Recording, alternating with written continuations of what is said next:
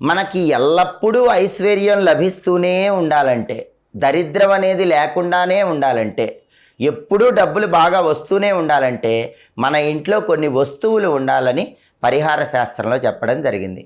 వాటిలో ముఖ్యమైనటువంటి వస్తువులు ఏంటంటే రోలు, రోకలి. ఎందుకంటే రోలు అనేటటువంటిది పార్వతీదేవి స్వరూపం, రోకలి అనేటటువంటిది పరమేశ్వర స్వరూపమని ప్రామాణిక పరిహార శాస్త్రంలో చెప్పారు. ఏ ఇంట్లో అయితే రోలు, రోకలి ఉంటాయో ఆ ఇంట్లో శివపార్వతుల అనుగ్రహం వల్ల ఎప్పుడు ఐశ్వర్యం ఉంటుంది. అయితే రోలు, రోకలి ఇంట్లో ఉన్న వాళ్ళు విడివిడిగా ఉంచవద్దు. రోలు, రోకలి ఎప్పుడు కలిసే ఉండాలి, శివపార్వతులు ఎప్పుడు కలిసే ఉండాలి. ఒక ఇంట్లో శుభకార్యక్రమం కోసం పసుపు దంచితే రోట్లో అతి తొందరలోనే ఇంకా శుభ కార్యక్రమాలు జరుగుతూ ఉంటాయి. అంతటి శక్తి రోలు, రోకలికి ఉంటుంది. ఆ తర్వాత ఖచ్చితంగా ఇంట్లో ఉండాల్సిన వస్తువు చాట.